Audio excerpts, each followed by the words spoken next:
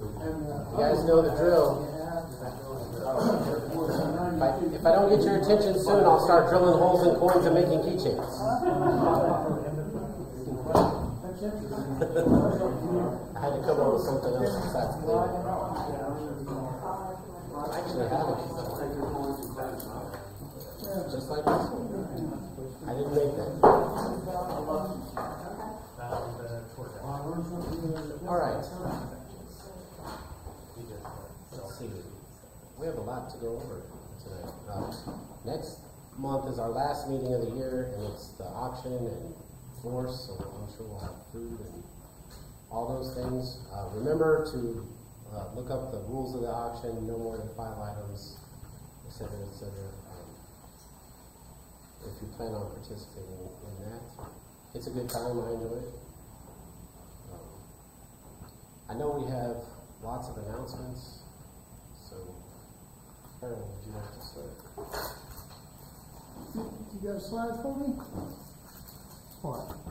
Did I give you a slide? Not quite sure what I'm going to announce, but Hey, Harold. would you post it right here? In front of Oh, okay. in front of the camera. Oh, YouTube world. He's an influencer. Got 25 views. Our coin medals, Daniel Carr has started engraving them. We have a backlog of people who would like to purchase them. If you don't want your stuff, you can resell them. Just let me know.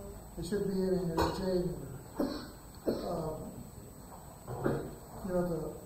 The silver in the set right now is over $150 just in itself. So I think that's a pretty good deal. But you probably could turn a quick profit if you don't want it. So just let me know. Send me an email. Second thing, the ANA, American Numismatic Association, for Todd back there. We got a prize for the most number of new ANA members that joined during this year. We got a 2024 Peace Dollar proof and a 2024 Morgan Dollar proof. That'll be auctioned off at the meeting next time. I think that's something I got. What's going on? Anything else I could? I think that's it. Okay.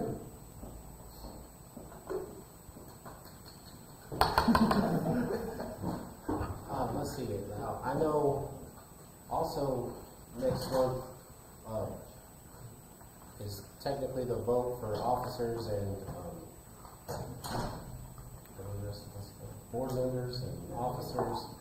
And tonight is the night if you want to put your name in the hat. Who all are the current officers and board members? Raise your hand. If you don't want to stand, you can raise your hand. Raise your hand. Kurt, you're on there. Okay, so it was suggested to me that I write an email to everyone individually and share my appreciation for you guys. I did not do that because I thought, how generic is it to write the same email and then just change everybody's name on there? So I wanted to just come by and look you in the eye. How much that? And I nominate all of you to serve the same.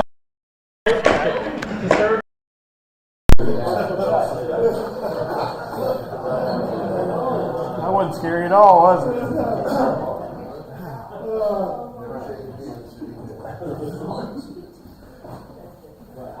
I appreciate all of you. I realized that my notes from the last, from my presentation, I forgot to mention one key thing, and it was how important my services for myself and for the things that I discussed in my presentation last week. So thank you all for allowing me to stand up here and do this. So what do we need to do for Mike is an expert to see if he's doing this He's been doing it since, when we first started. So Mike knows all about the procedures. What I don't know is why this thing just changed and stopped showing the, Oh, because I kicked it.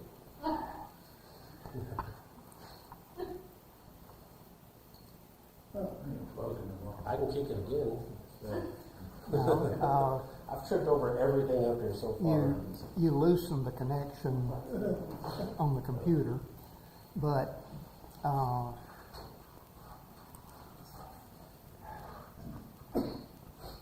for some reason, my software lost the camera view. Well, keep talking. I'll try to get it. Okay. In case you're wondering why I've been like standing here in this death trap, I don't have the loudest voice, so there have been complaints for our followers on YouTube, both of them.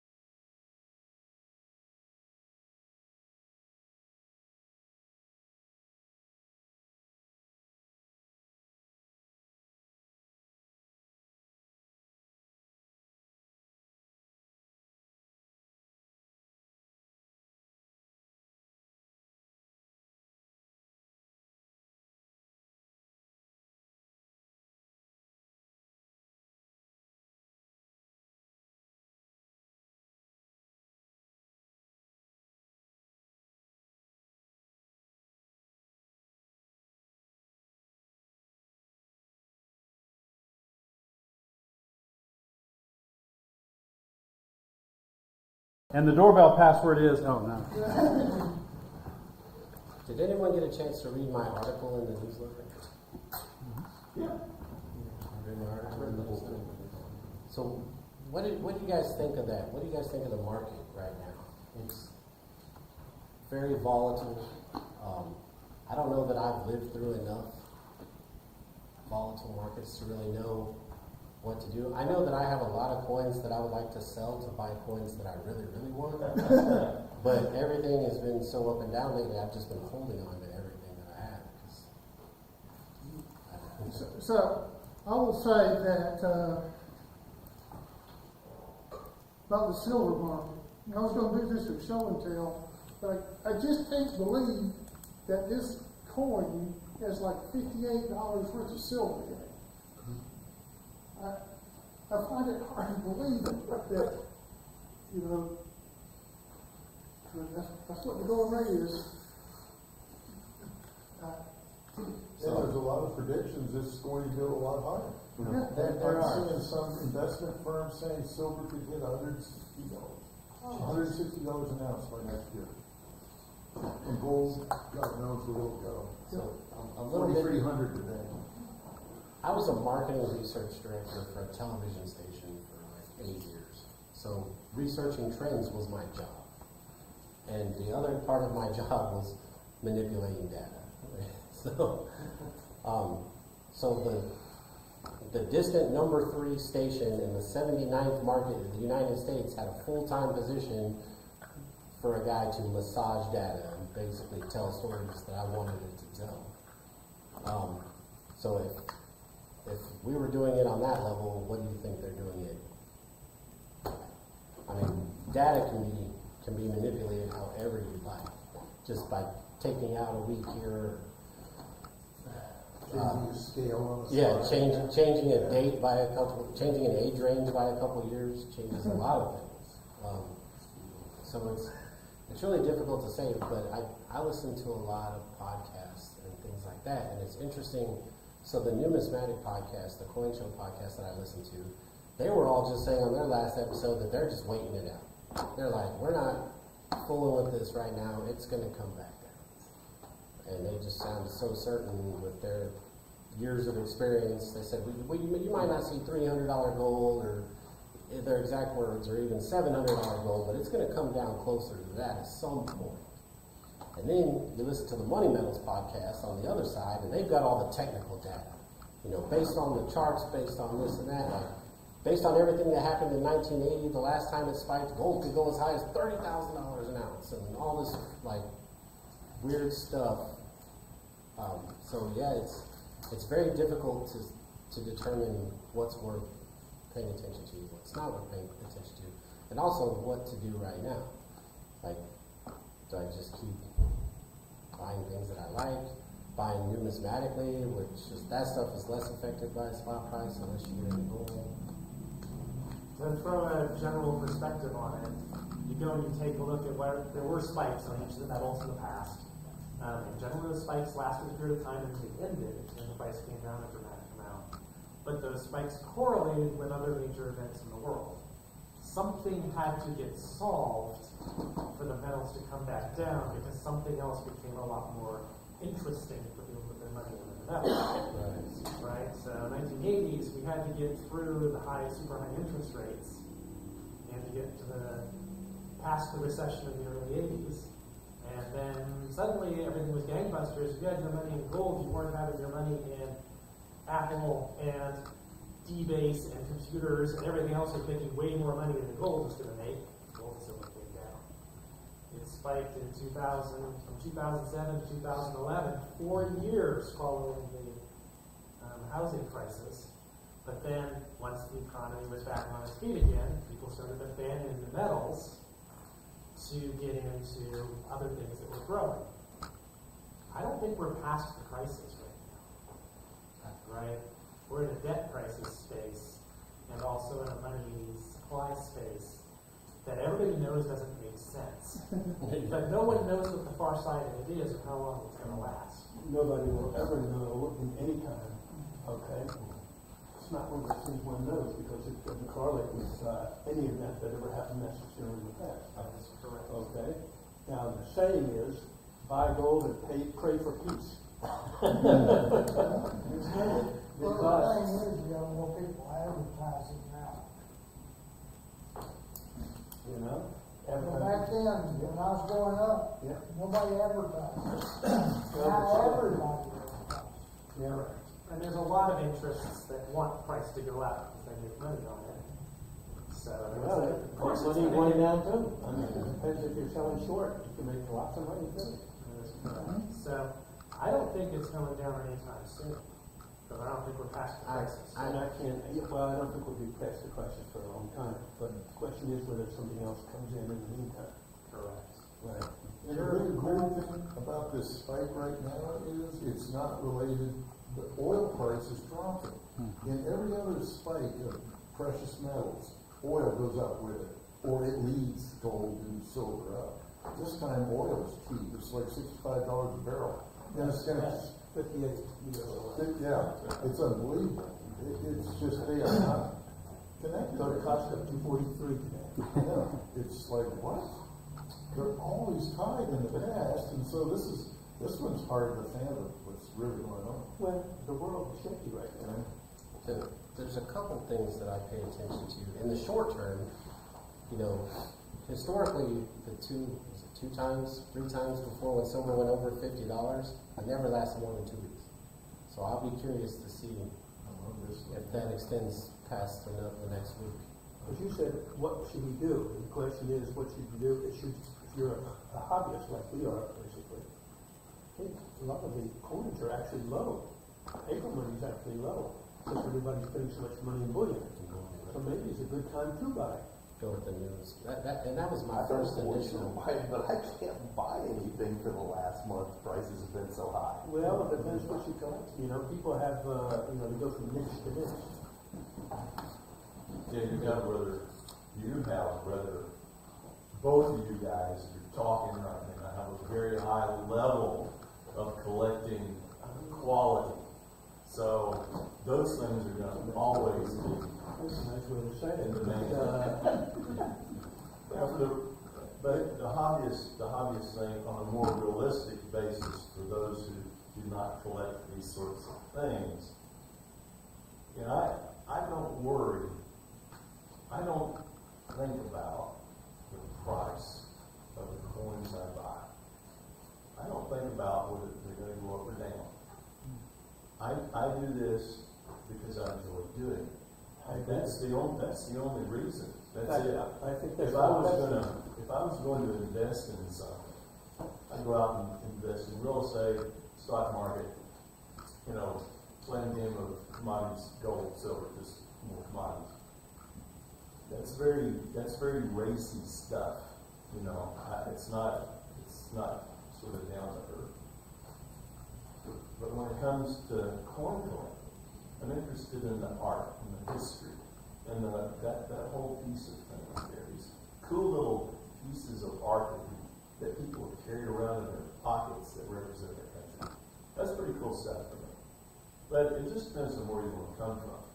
But you know, you could fret a lot over these prices going up and down, and miss out on a lot of fun, I think. Yeah, and I think my article alluded to that. It Like, did. that's what I would say to do. I just know, for me personally, and I don't know how this is like if my truck breaks down tomorrow, I'm probably gonna have to sell some coins. So I'd rather not lose money on some of those. Like, I mean, that's just the situation that I'm in, and maybe not.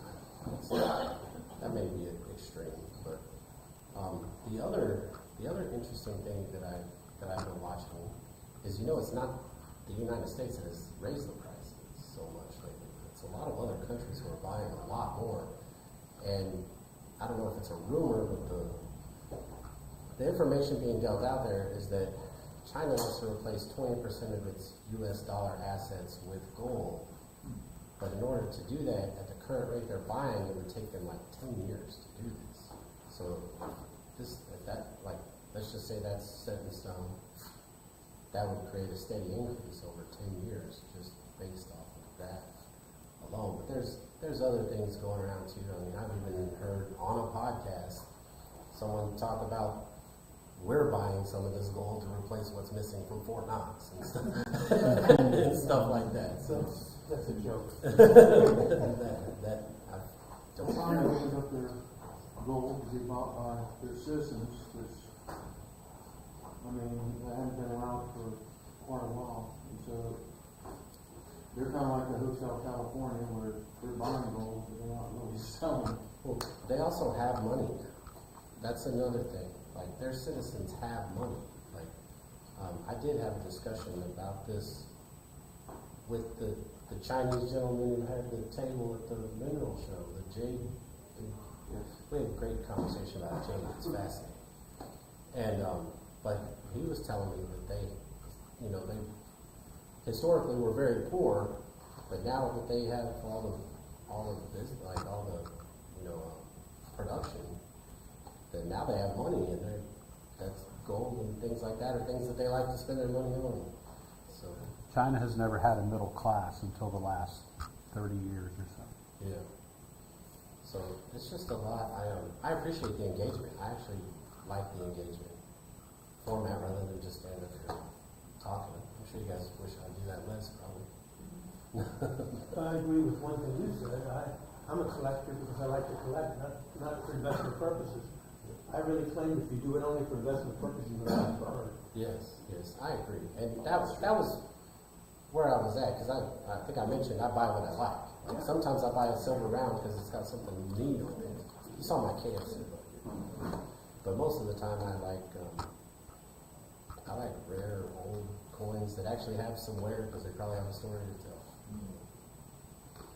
Anything rare to me is cool. But I just wondered if it had hampered anybody else's like hobby habits at this time. I know it's Depending on annual. what you collect. You collect silver dollars, it's more expensive. Yeah. Yeah. If you collect lead, Well, there's other things driving up the price on numismatics too. I mean, Whatnot's become a pretty big platform. Some major players in the game are on there, so they're just helping that overall. What did you say? Whatnot. It's like, it's not like it's like little live auctions. It's like You can go on live. there. You can go on there and bid live on stuff, like little 30-second auctions, and it actually, its claim to fame was in coins. If you sell coins on Whatnot, you actually pay a lower commission than you do on everything else on there.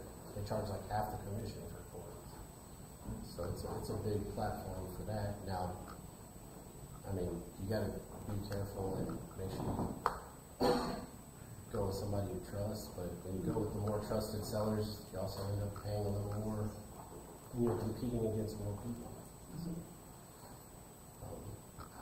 I haven't seen anybody on there doing anything bad on purpose. Now, I have seen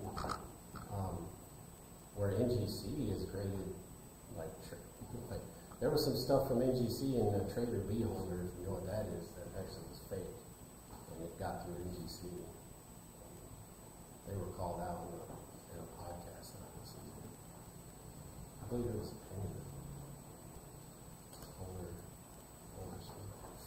But anyways, I just wanted to follow up with what I said I would do in the article. For those that don't know, coming up with something to write once a month for an article is hard.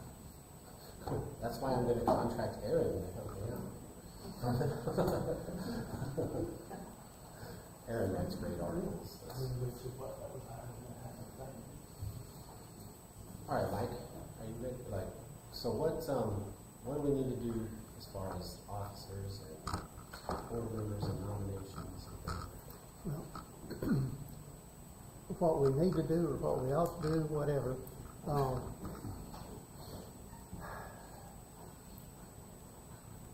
we need to come up with a slate of officers for next year. So basically, are you willing to serve as president next year?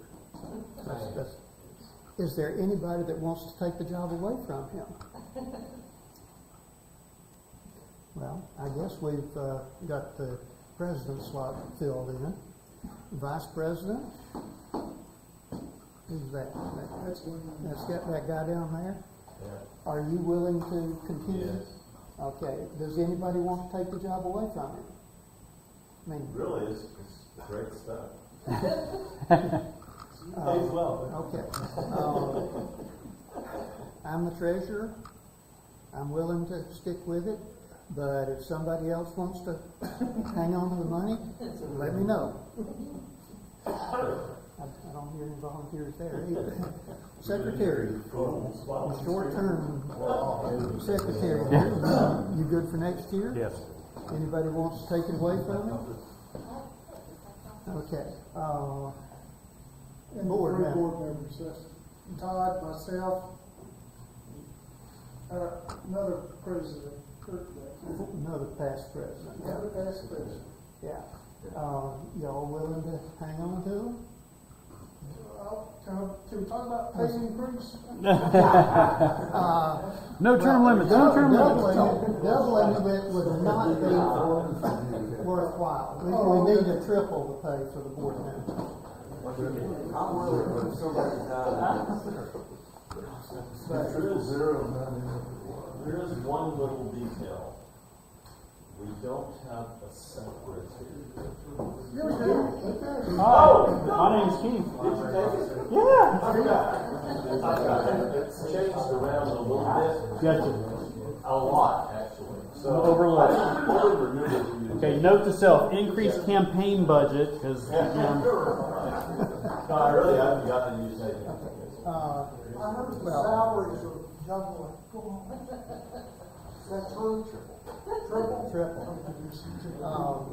if within the next month, someone decides that they just have an absolute urge to take on a position in the club, let us know, because we will vote on these matters at the next meeting. But I'd say for the time being, we've got our slate for next year set up. All right. Well, that was settled quickly. Well, as long as you're not doing things by Robert's Rules of Orders, you can do things quickly. Point of order? I'm sorry. Our salaries in silver dollars. Yep. 3 times as many as we've been getting. So, Jerry. So, I don't. If you weren't here last meeting, Jerry, a longtime member of the club, has passed away. And these things up here at the end of the table are things that he left, or were to be left, for members. So if you want something, feel free to go through it. I think there's a few coin protectors and sleeves and some old grade sheets. You can never go wrong with your grade sheets. Please, if you want it, take it, because I was told anything that doesn't get taken, I have to take home. So, please help yourselves to the stuff at the end of the table. Do we have any newcomers? Oh, wow. Would you mind? I'll come back to you. Sorry. Sorry. Let's go. Oh, My name is David Hollander, and my brother passed away in 2012 and left me a coin collection, and it's like a 7-page list of different kinds of coins, and I don't even know how to organize the list very well. When we took over it and made the list, it was like what container they were in. Okay. You know, or which red velvet bag and which Crown Royal bag. And so I don't know. Best coins come from Crown Royal. But it's time for me to start disposing of these coins and stuff. And I just want to learn more about what I'm doing. okay. All right. Well, there's a lot of. Pass her a gray sheet first off. I'm being serious. One of those copies of the gray sheet. The gray sheets will give you an idea about pricing things. Yeah, I'm sure several people will be glad to help. I'll be glad to help you. Okay. Well, Todd wrote an article on our website for your situation. So if you go out to our website and read Todd's article, you can Google it. You know, Madison County Coin Club. Oh, yeah, no, I've got your bookmark. I joined the club. Yeah. Okay. Well, you know, Todd has a real nice article on it. Okay. Which month was it in? Which month was it? No, it's on the website. No, it has its own page. It has its own page. It's dedicated. It says at the top what to do. Okay. I think it's, the link is called what to do. Yeah, it's on the top of Well, the page. whatever, I don't remember it. Look. Just right here, Todd. You know. Yes, sir. You can share a little bit about it. Yeah, I'm Eve Becky. I've only been here a few meetings. I have some coins I brought today, and don't know much to grade on them. You know, some of them are worth a ton of money, and don't know the grade on them. I really like coins too. I collect them. So I learn more about them, you know. Yes, sir. I would start, check out that same article on our website. That would be a good place to start with. Who else is a newcomer? My name is Rudy. I'm from Texas. I was raised in Corpus Christi, Texas. Joined the Department of Defense in 1967, and I stayed with them for 46 years. Been all over the world, so I have a few bills. My good friend Rafael invited me as guest today because I do have an interest in coins, just like you said, not on the value, but on the history. When I was 10 years old in Camden, Arkansas, my buddy and I would just walk around town in Camden, and we ended up in a coin store, and just asked him, and asked me a lot of history. But what was really interested me was a penny. There was a sign saying a penny from 1941 or 42 or 43, something like that, that is copper is very, very valuable. And the history behind that is because the copper was used for Department of Defense, for our soldiers and sailors and Marines and airmen. So the silver penny is worth a silver penny, but the copper penny is worth a lot of money. So it's history, a lot of history. Glad to be here. And who do I see to join up? Mr. Meyer. All right, sir. How much? We'll negotiate. 15 silver. Mine continues to be treasured for some reason. So when I started collecting coins, something that I didn't expect was the history that comes with it. And a lot of it is you just start learning about what was going on in America or in places. You know, why there were so few coins minted in 1893, which there was a depression then as well.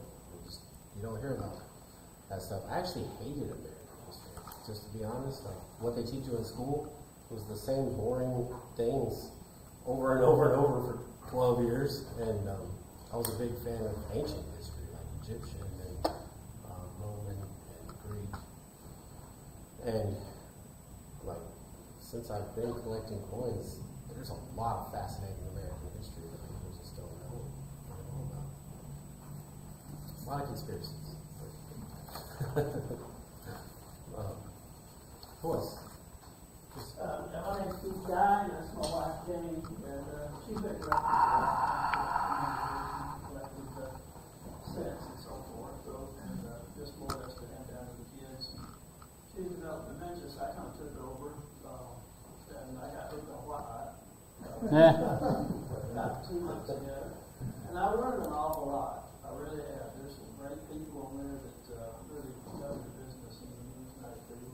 And but you have to be really careful. If you're going to get on that app, I suggest that you get on it and you find you a good source for high quality coins. There's one guy called EMPL70. He's out of Chicago. And there's another guy there called Morgan Dealer.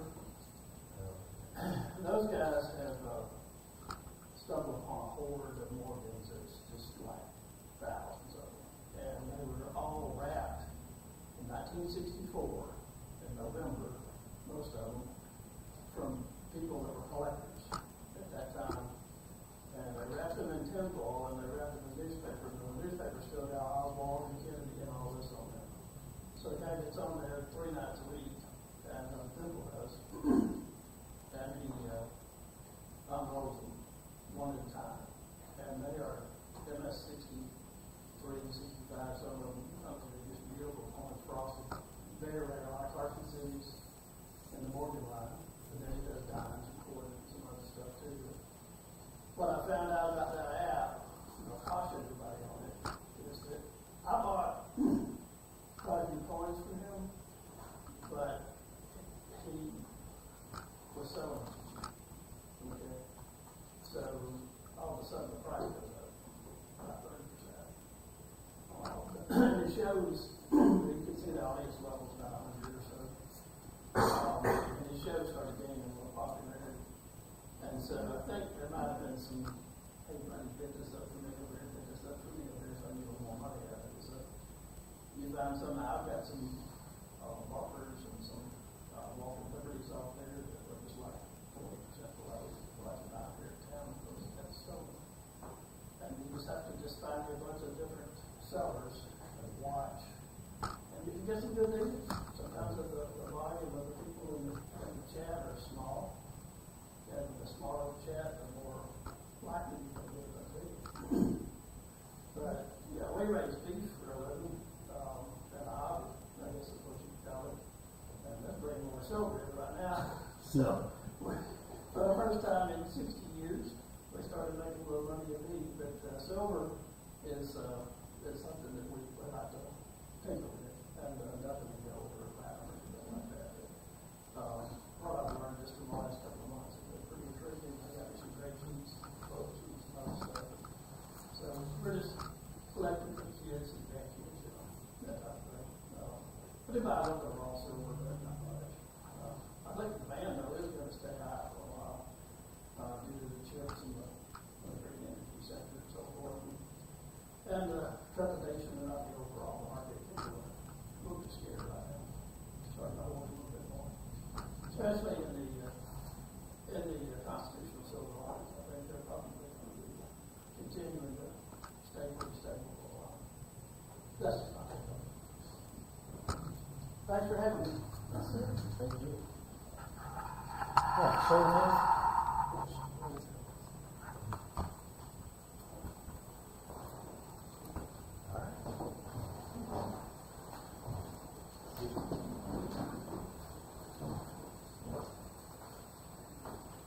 This is a 1905 GAR encampment medal. So what this was actually a 39th reunion of the encampments that the Union soldiers were having after the Civil War. It's called a table medal, and I had never heard of a table medal before, but when I looked up the meaning on it, supposedly it's something that's at least 2.5 inches in diameter, and this is bigger than that. It's pretty much, at least if there are mintages of these, the book or the publication has eluded me completely. But there's not a lot of them, and they would put out a medal of every year. They had them all the way up to 1949. And, they had the ribbons, they had medals, they had table medals, but they didn't necessarily make all of them in any one year. This is, again, the 1905.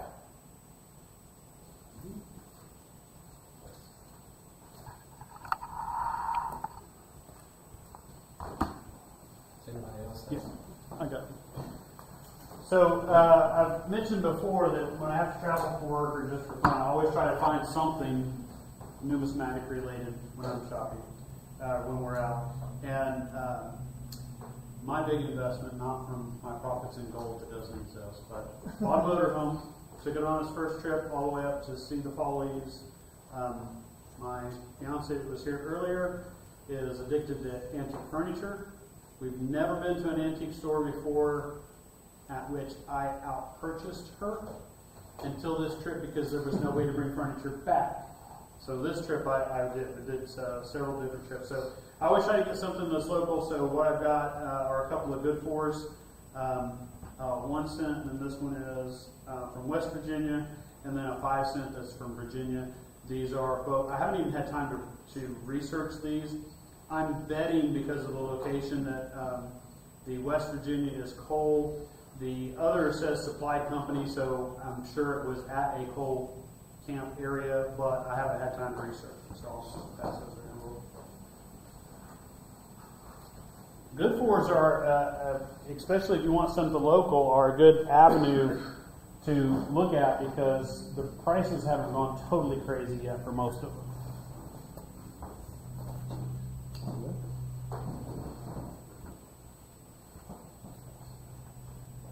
Anybody else? When I was asked, when I found out what I was going to be doing today, I said to my wife, didn't your father collect coins? And she said, yes. So I said, let me see what they are. And I was really impressed with the collections that he collected for his grandchildren. And it's quarters for the 50 states with a state behind them. I said, that's interesting. Let me take that and just show and tell. And the other one that I found was a collection of the 50-cent piece, $1 down to a penny, of the 1976 collection. So this one may be around, and you may know about it. But I found this to be very interesting. The books will go to the grandchildren. And I think I'm going to keep this one. I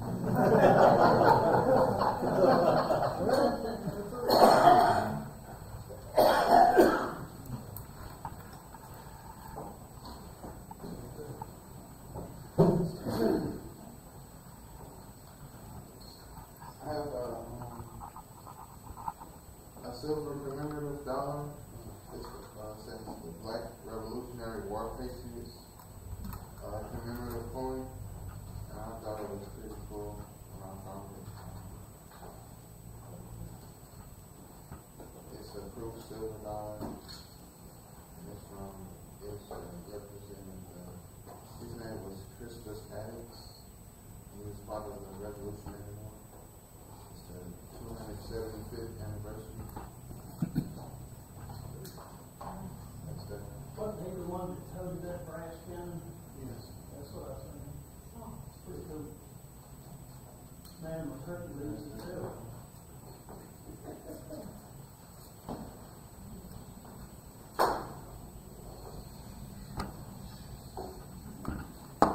Crispus Attucks was supposedly the first person killed at the Boston Massacre. That's his history teacher. That was his always history class claim to fame. Do we have any more show and tells? I brought some coins with me, but I'm not sure which ones are more special than others.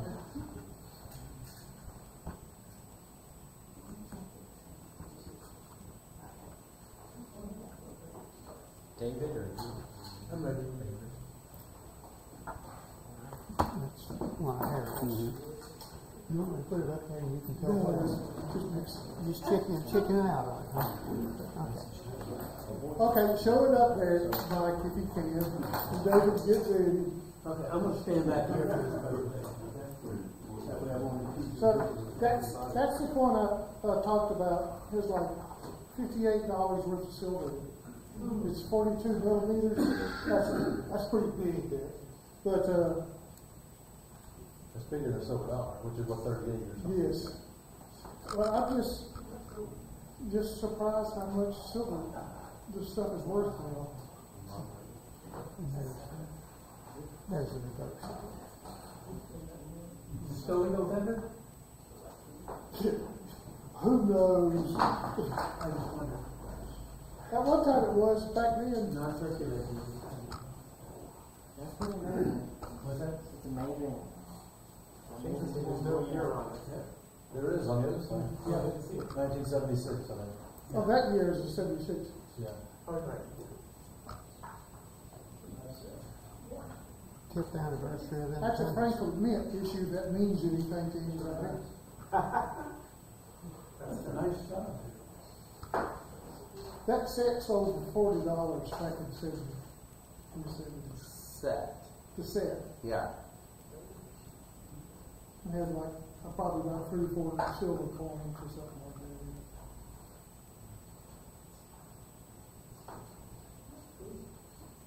Okay.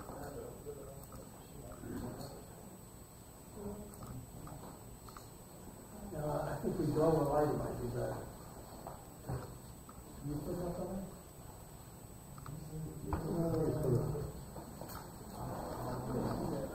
You gotta get up here, David. I want to go in the back because I heed everybody's reading. Oh, you gotta get up here in front of the camera. There comes the camera shot. Camera shy. Hang on just a second. There we go. Let me get So, this. if you recall, about, I don't know, some of you may recall, 5 or 6 or 10 years ago, whatever it was, I discussed the national banks and banknotes of Geneva County, Alabama. Okay? And most people don't even know where Geneva County is. After that, there it is. Here we go. Okay? And I'm going to show you that, and we're going to discuss it because it's a very interesting situation. If you look at Alabama, this is the, I don't know what happened to that arrow there. This is the state. The joys of using open office instead of office for putting this up there. Okay.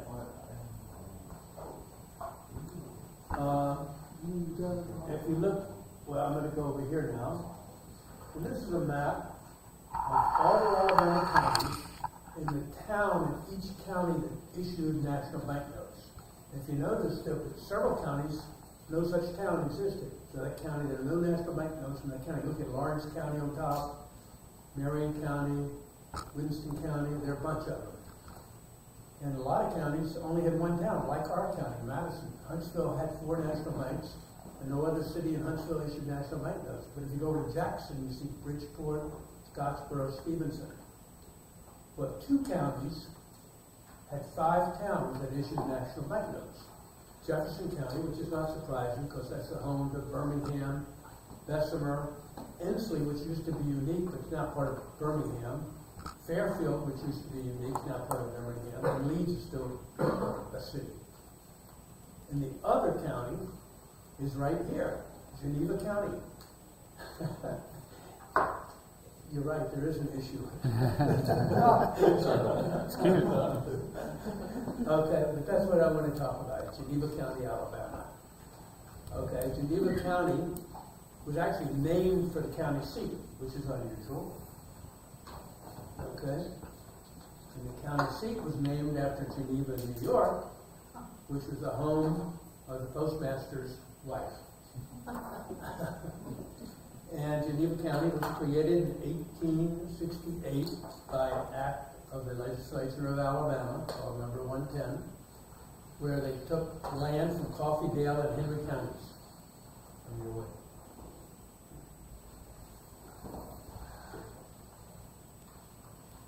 And here, started out at 684 square miles and was squeezed down because Houston County, which was the last county in Alabama, sucked in land from several counties around it, including Geneva County.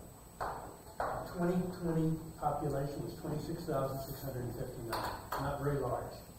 This is Geneva County.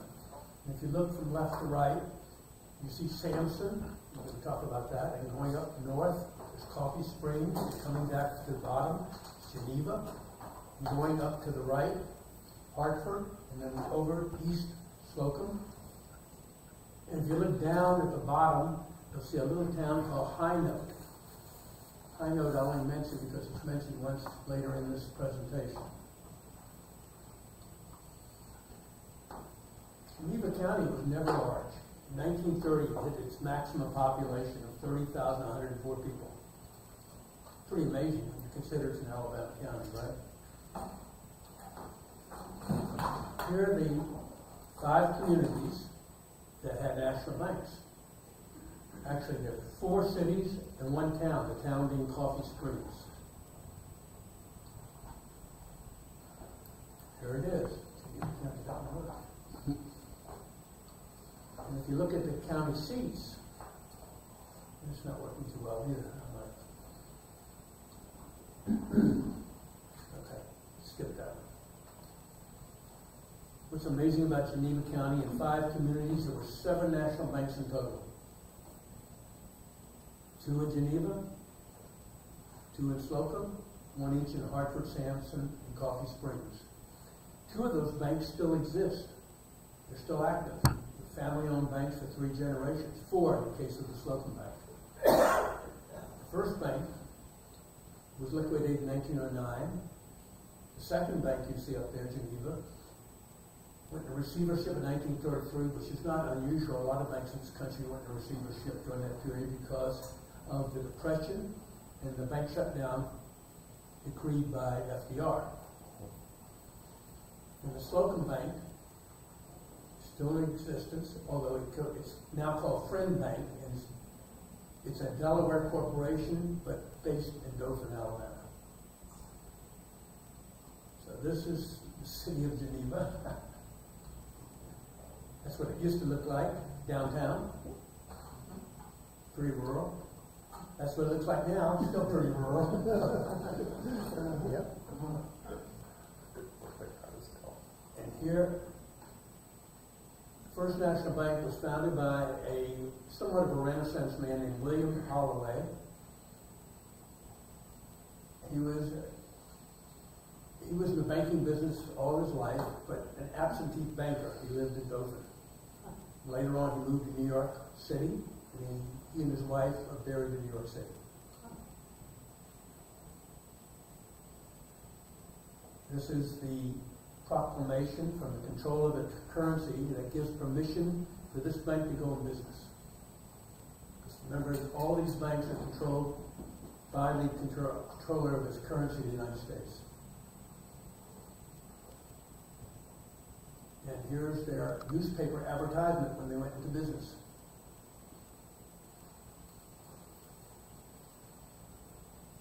And there's Mr. Holloway.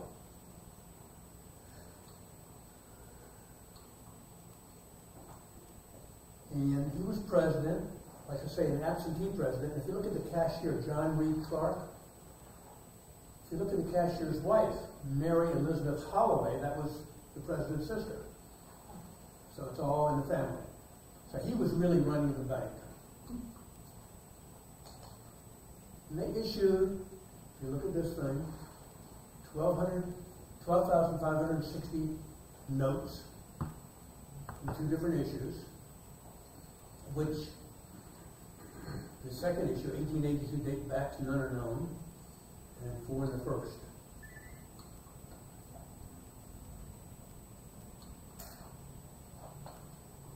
And it's coming up. Maybe. Here we go. So they're really beautiful notes, but only 4 exist. 3 10s and a 20. And if you look down at the bottom right, cashier, you can tell he was the vice president, not the president, not the cashier, the president of the bank. That was the vice president because of the V after his name. You see that? Mm-hmm. Oops, sorry. I think I just messed it all up. There we go. So 4 people were authorized to sign these notes. The cashier, the assistant cashier, the president, and the vice president. And then the second bank in Geneva was the Farmers National Bank of Geneva, which was chartered in 1913 with a capitalization of $50,000. And in 1933, closed down. I'll let you give you a second to take a look at, scan that little newspaper brief. But the bottom line is, doors were closed, as were theoretically banks throughout the country.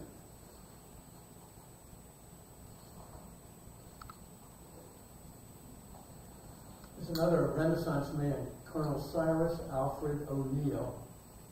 He was also an absentee president. He lived in Tuscaloosa, Alabama, and for the most part, cashier ran the bank. This is his obituary. Well regarded, he was a banker, you see, a lumberman, a hydroelectric developer, did everything. So he was a very big businessman in this country.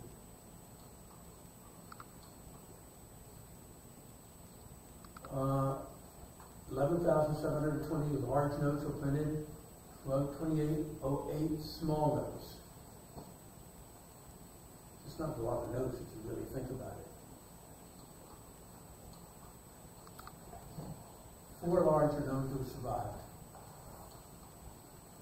Here's what one looks like. And you notice the difference between these signatures and the signatures in the previous note. These are stamped. Signatures in these banknotes could be either hand-signed, stamped, or later on they were engraved into the plate. Did they actually print them in Geneva? No, these are, no. These are printed by the Bureau of Engraving and Printing at the time in Washington. And they were chartered, and the only options the bank itself had was title block. The Farmers National Bank of Geneva, Alabama. That's the only thing you could. And the date, since Geneva, December 20th, 1912, that can be various things. It's typically the date of the chartering of the bank. And the 10307 is the charter number. So it's a fairly late charter number. Charter numbers went from 1 up to 14,000 and change.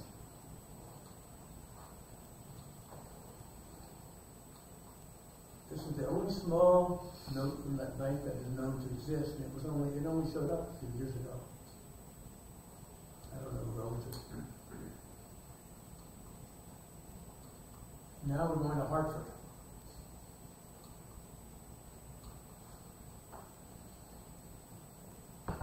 So, originally called Clemens City, after a prominent citizen of the city, and then it was renamed for Hartford, Connecticut in '85. The bank was located in that Pythian building right in the center of this picture. If you've been in Hartford, that's sort of middle of downtown Hartford. Here's the bank, and if you look very carefully at the bottom of the building, in the window, it says bank on it.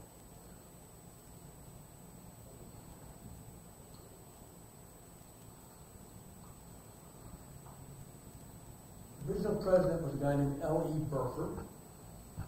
When he died, still being president, a man named John Jackson Hughes became president. But he died in office, and his wife took over as president of the bank.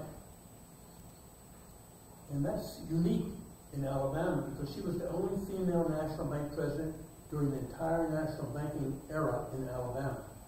And that goes from 1863 roughly to 1935. She was it. She got remarried, that's why the name Hatcher's on the end of her name. So her name was Ouida. Pelham was her maiden name, Jackson Hatcher. The next man became president, and the one to the right was her son, John Albert Hughes. He was the last president of the bank during the national banking era, but his son is currently the president of that bank. How old is he? Say again? How old is he? He is upper 70s. From my perspective, it's young. I can take that. So it tells you the people and their looks. It'll issue a lot of money, but it's quite a bit considering it, but there are only two large notes known. Small notes, 7 million.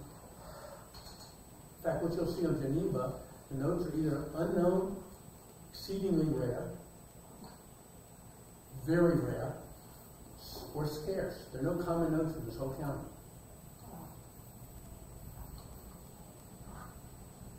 So only 2 known, and 1 is still owned by the bank.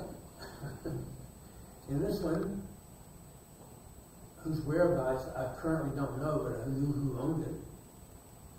That was auctioned in 2003. It's not a very pretty note, but when it's the only note that's collectible in the bank, it's pretty rare. What would the value be? My guess, I mean, it's like anything. It's cheap if there's only one person interested, but it's very expensive if there's more. So my guess, this would, it'd be $15,000, $20,000. That's a guess. Okay? What do you surmise Say again? what do you surmise the reason behind the destruction of so many notes? Whether it was lost or Well, there are all kinds of reasons these things happen. One is the return in, just like our money now. The old $100 bills, you hardly see them anymore because they're returned into the banks for destruction. You get the new bills. Same here in all these large notes. Turned in for destruction. A lot of them were just, the banks needed their capital to be refunded, their bonds to be refunded. So they would send the money in and get their bonds back. So it's hard to give you a single answer, but in general, new money saves got the old money.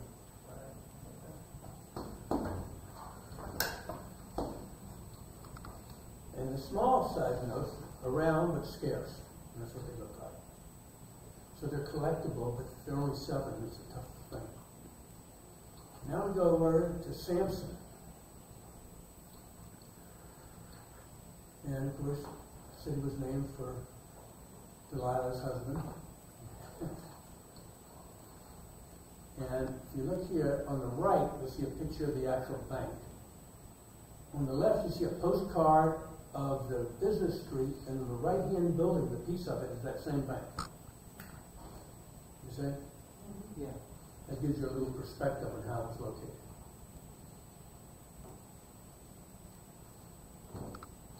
And here's another Renaissance man in a certain sense, George Holcomb Malone. He lived in Dothan. He had his fingers into a lot of things, not only banking, but also he had an automobile business and several other things. Started his career though as cashier of the First National Bank of Dothan. It's hard to see with that crazy thing, but if you look at the left-hand signature, that's his signature, G.H. Malone. Then he became president of a lot of banks. Look at this.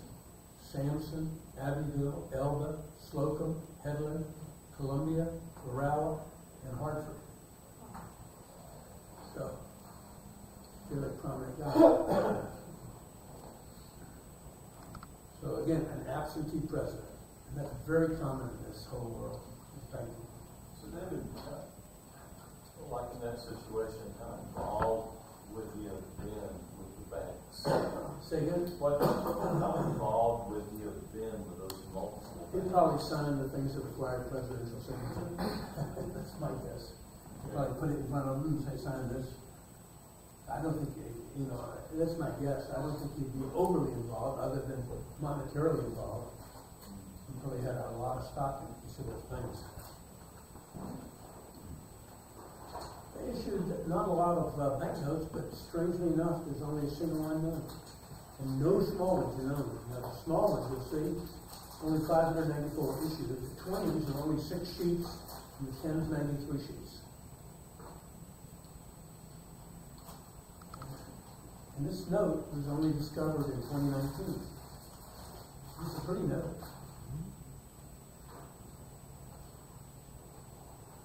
Is its actual condition as good as that picture looks? Yes. Wow. It's an extra fine note.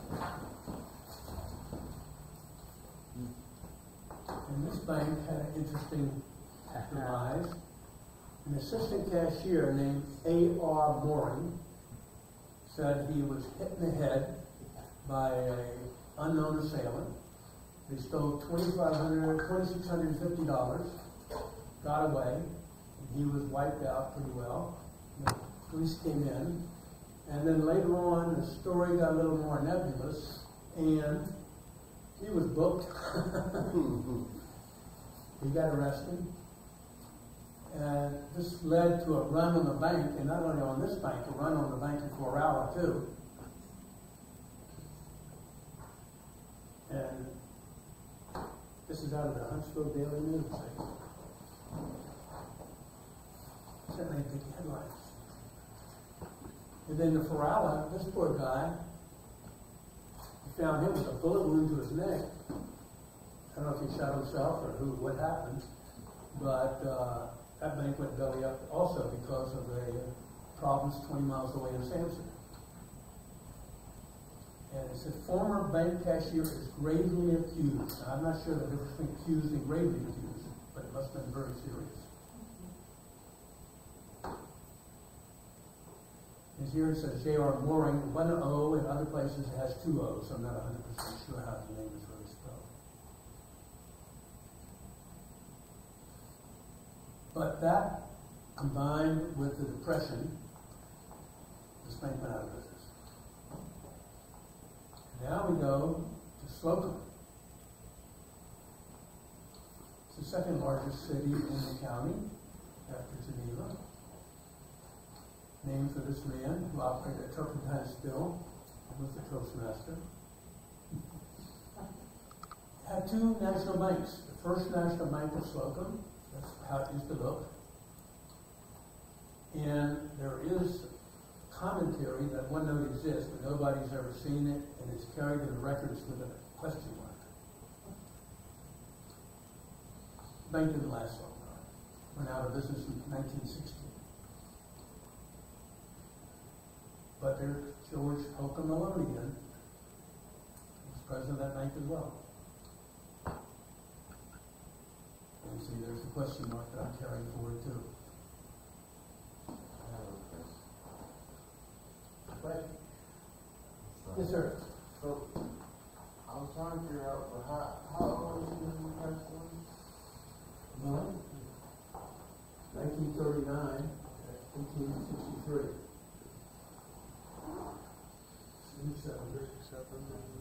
76.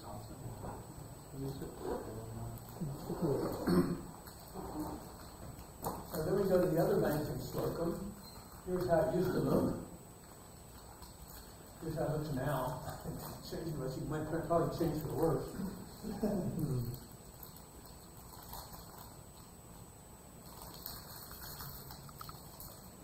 This bank still exists.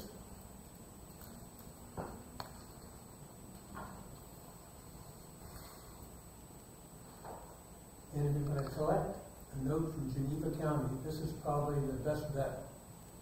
Because more notes exist in this bank than any other bank in Geneva County.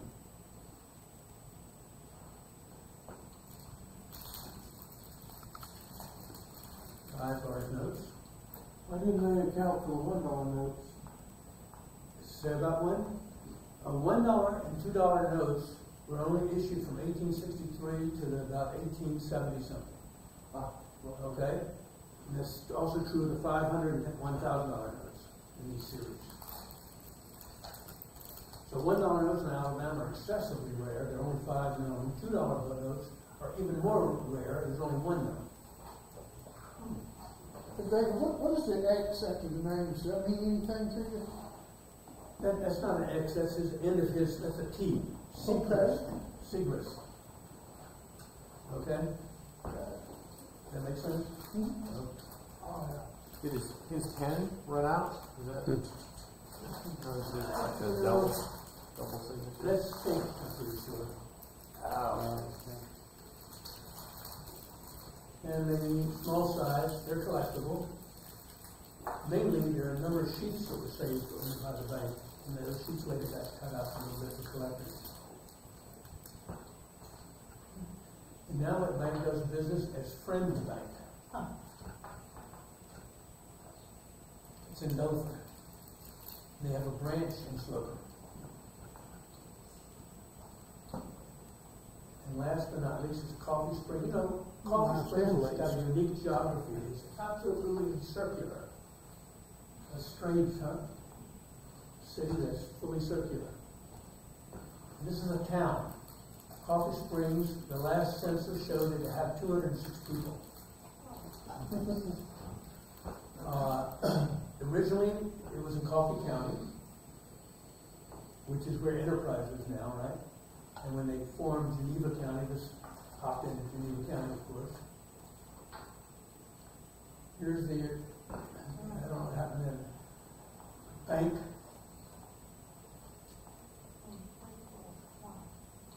And here is the street now. If you look at the top picture, to the left is where the bank is. On the bottom, that is the left. I went there. The only thing I saw live in that city was a dog crossing the street. Did he have any money? Was he on his way to the bank? I never think so. But it was going in circles. There's no bank now anymore, but down on the bottom, that red building is the post office. There's still an active post office. And if you look at an old map of the city, there is, the bank is pointed out, and that's where it was, over there. And it was never, I mean, I think the city at one time had as much as 500 people. But then they had some crises, fire, depression, railroad stopped operating, and their major school building burned down in 1884. So that did not help the population.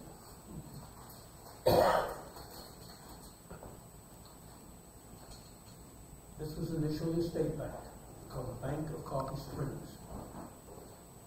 They had a balance sheet and the whole thing. And then in 1918, they organized and got their federal charter in 1919. And they were capitalized at $25,000. And another one of these gentlemen lived in Dothan. He was president of the bank in Dover. That's him on the census record, which you can hardly see.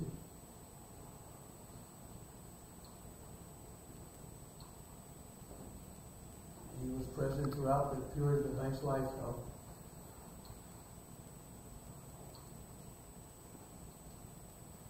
Very small bank. 36,000 large notes, 870 small notes. 2 survivors are known, though, which is sort of amazing in a way.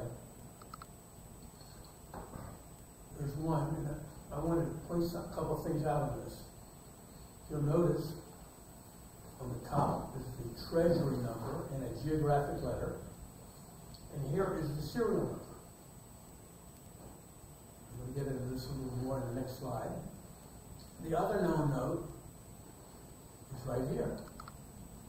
And it's changed. All of a sudden, the serial numbers in both places and no geographic letter.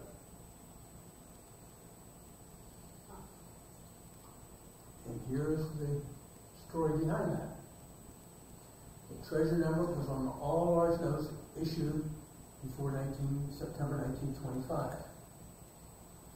You know, the government said we're going to keep this treasury number for all notes. So every note in the country was unique because it had a unique treasury number. And the serial numbers were only special to that bank.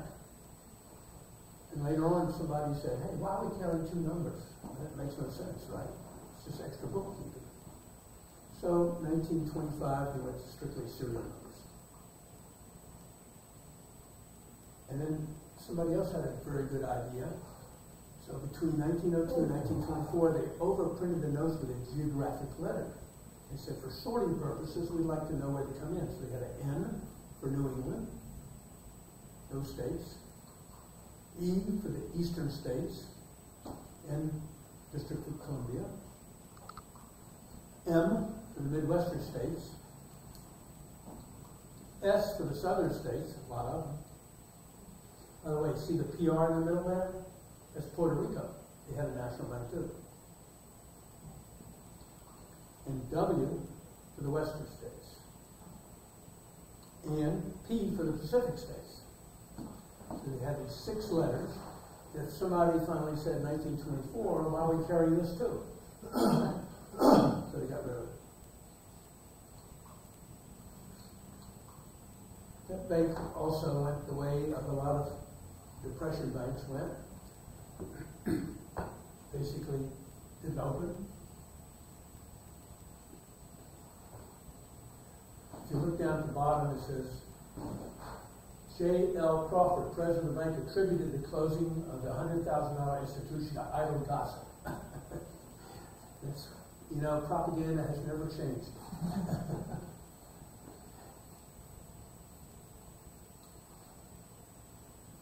And they said they'll make good on their capitalization of $25,000, but nobody knows about the rest of the money. So, here we have it. 7 national banks in 5 communities, Geneva, Alabama. That's it.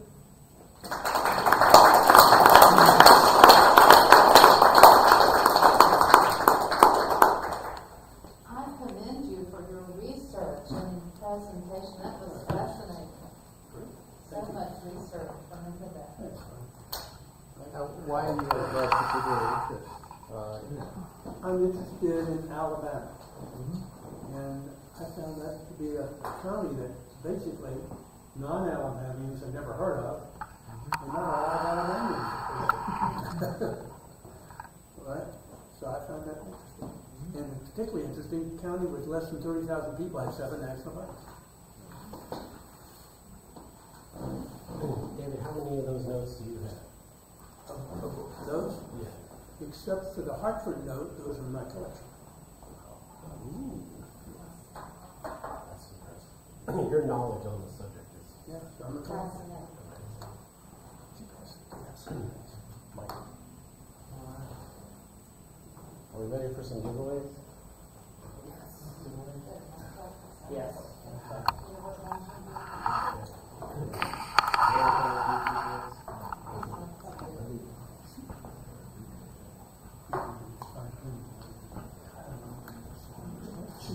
everyone gets signed in? Everybody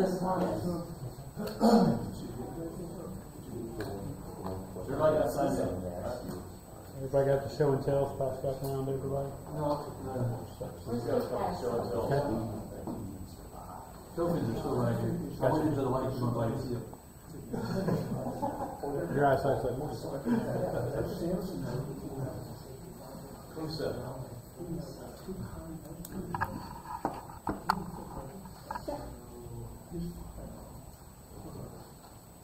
What's first?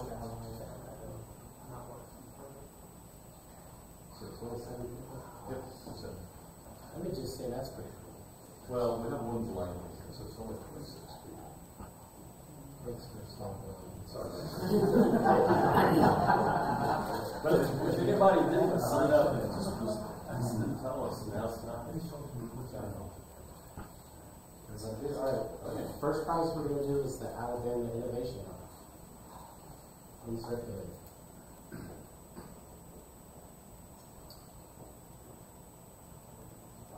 $25, Tyler Free.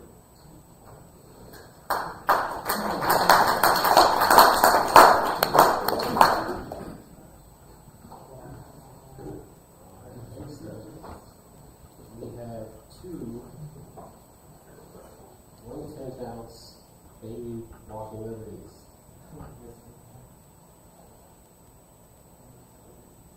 Number 3, Todd Pinto.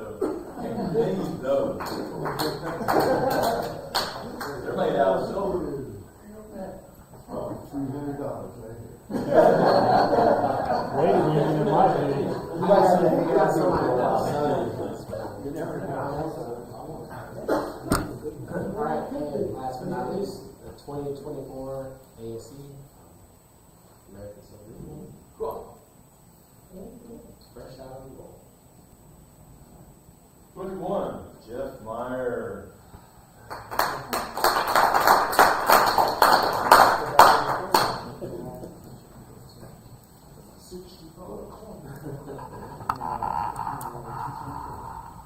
All right, are there any announcements before we dismiss? Please get you to-go food so I don't have to carry it. And don't forget about the items up here. You want to look through that so that I don't have to carry it. See you guys next month.